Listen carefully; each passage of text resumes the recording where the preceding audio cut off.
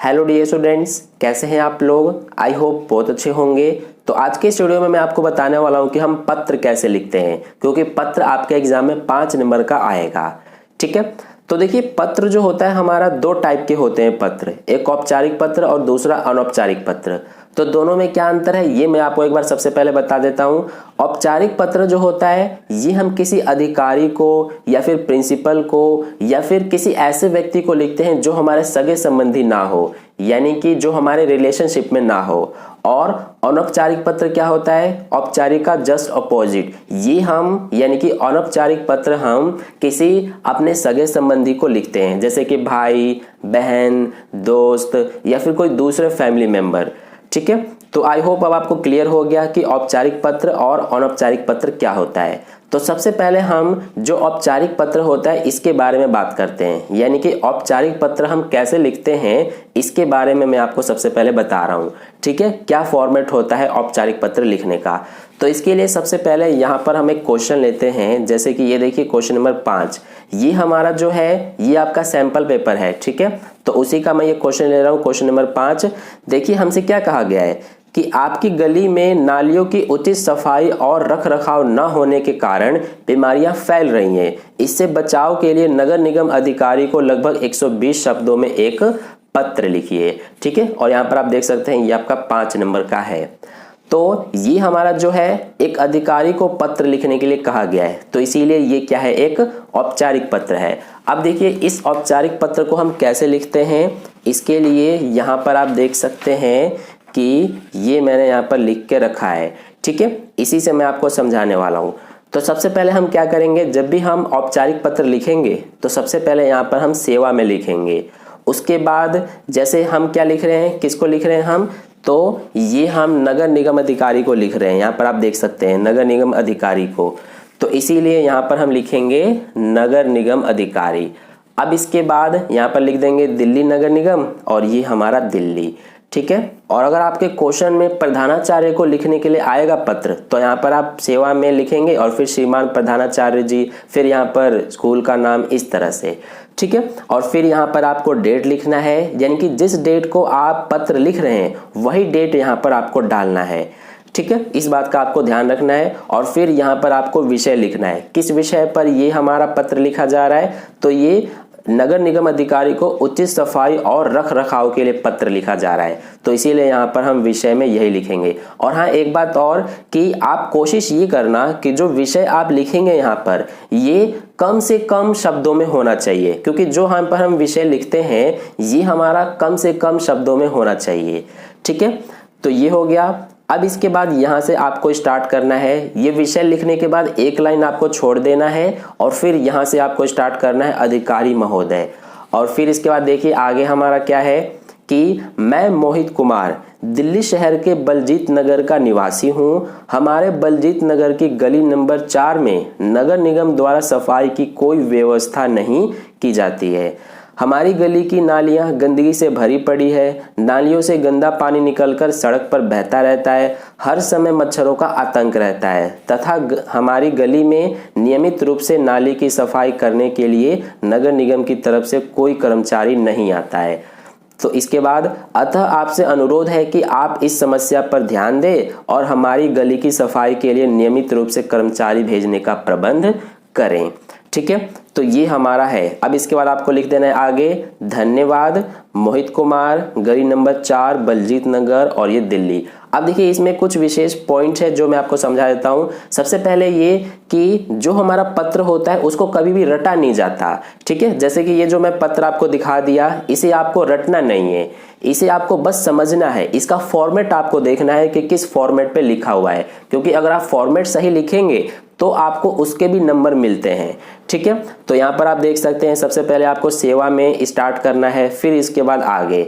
और इसके अलावा अगर आपको कोई और विषय है तो उस विषय के अकॉर्डिंग ही यहाँ पर आपको ये सारी चीजें लिखनी है। ठीक है, और डेट आपको जरूर लिखना है, विषय आपको जरूर लिखना है। इसके अलावा जो ये मैंने मेन पॉइंट्स यानी कि जो मैंने ये मेन कंटेंट लिखा है ये आप अलग भी लिख सकते हैं, यानी कि जरूर नहीं है कि यही सारे शब्द होने चाहिए। इसके अलावा अगर आपके मन में कुछ और आता है तो वो भी इसमें आप लिख सकते हैं।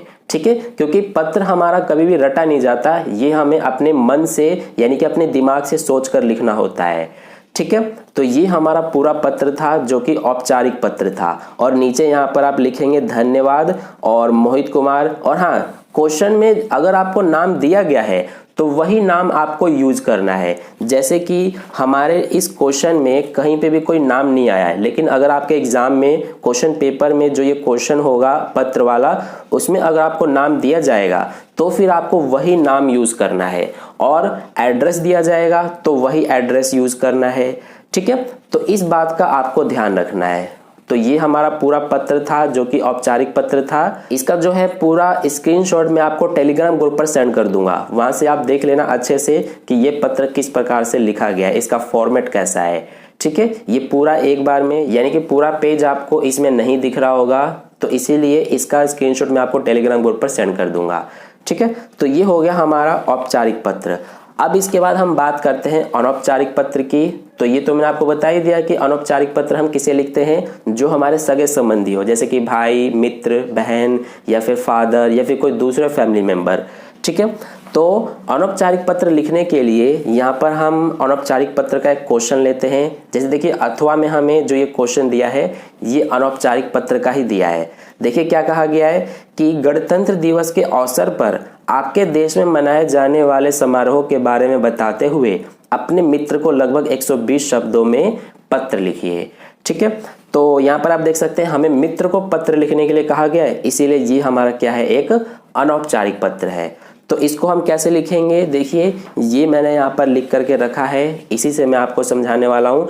तो सबसे पहले देखिए हम क्या करेंगे कि एड्रेस लिखेंगे। अगर आपको एड्रेस क्वेश्चन में दिया हुआ है तो वही एड्रेस आप यहाँ पर लिखेंगे, अगर नहीं दिया हुआ है तो आप अपनी मर्जी से लिखेंगे। जैसे मैंने यहाँ पर हमारे इस केस में जो है क्वेश्चन में एड्रेस नहीं दिया गया कहीं भी, तो इसीलिए हम अपनी मर्जी से लिखे हैं 155/900 कविता कॉलोनी, नागलोई, दिल्ली। अब इसके बाद आपको लिखना है डेट और फिर यहाँ पर आप लिखेंगे प्रिय मित्र रोशन। अगर आपको नाम दिया गया है क्वेश्चन में तो वही नाम आपको यूज करना है। हमारे इस केस में नाम नहीं दिया गया है, इसलिए हमने अपनी मर्जी से प्रिय मित्र रोशन लिखा है। ठीक है, अब देखिए आगे हम क्या कर रहे हैं, यहाँ पर हमारा यहाँ से कंटेंट स्टार्ट है। तो सबसे पहले मैं यहाँ पर कुशल पूर्वक हूँ, आशा करता हूँ कि तुम भी कुशल पूर्वक होगे। मैं यह पत्र तुम्हें हमारे यहाँ गणतंत्र दिवस की परेड के आमंत्रण के लिए लिख रहा हूँ। तुम्हें पता ही होगा कि हमारे भारत देश में 26 जनवरी को गणतंत्र दिवस मनाया जाता है। इस अवसर पर राजधानी दिल्ली में सबसे आकर्षक परेड निकाली जाती है, जिसमें राष्ट्रपति, प्रधानमंत्री तथा अन्य सभी गणमान्य नेता शामिल होते हैं। इस परेड में भारत के विभिन्न राज्यों की विविधता से पूर्ण झांकियां दिखाई जाती है और भारत के गौरवशाली वैभव और संस्कृति की झांकी प्रस्तुत की जाती है। अतः मैं तुमसे इस परेड के लिए आमंत्रित करता हूँ। आशा है कि तुम जरूर आओगे। तुम्हारा मित्र आदित्य। यानी कि यहाँ पर आपको अपना नाम लिखना है और यहाँ पर जो है यहाँ पर अपने मित्र का नाम लिखना है। ठीक है, तो कुछ इस तरह से आपका जो है अनौपचारिक पत्र लिखा जाता है। ये आप देख सकते हैं, ये आपको थोड़ा बड़ा दिख रहा होगा लेकिन ये बड़ा नहीं है, क्योंकि क्वेश्चन में हमसे क्या कहा गया है, 120 शब्दों में। तो अगर 120 शब्दों में कहा गया है लिखने को, तो आपको कम से कम एक पेज तो लिखना ही पड़ेगा। ठीक है, तो ये पूरा हमारा जो है ये अनौपचारिक पत्र है और इसका फॉर्मेट आप देख सकते हैं किस तरह से आपको लिखना है। ठीक है, तो ये हमारा हो गया। और इसमें भी जो ये मेन कंटेंट है ये हमारा बीच का, ये अगर आप चाहें आपके मन में कोई और भी शब्द या फिर कोई और भी पॉइंट आता है तो वो भी इसमें लिख सकते हैं। ठीक है, जरूरी नहीं है कि यही सारे शब्द होने चाहिए। तो ये हमारा था जो औपचारिक और अनौपचारिक पत्र है उसका फॉर्मेट। आई होप आपको दोनों फॉर्मेट अच्छे से समझ में आ गया है। ठीक है, तो अगर आपको वीडियो अच्छा लगा है तो इस वीडियो को लाइक कर देना, अपने दोस्तों के साथ भी शेयर कर देना, और अगर आप चैनल पर नए आए हुए हैं तो चैनल को सब्सक्राइब करके बगल में जो बेल आइकन आता है उस पर ऑल नोटिफिकेशन पे क्लिक कर लेना, ताकि नेक्स्ट वीडियो जैसी अपलोड की जाए उसका नोटिफिकेशन सबसे पहले आपको मिल जाए। मिलता है फिर नेक्स्ट वीडियो में। धन्यवाद।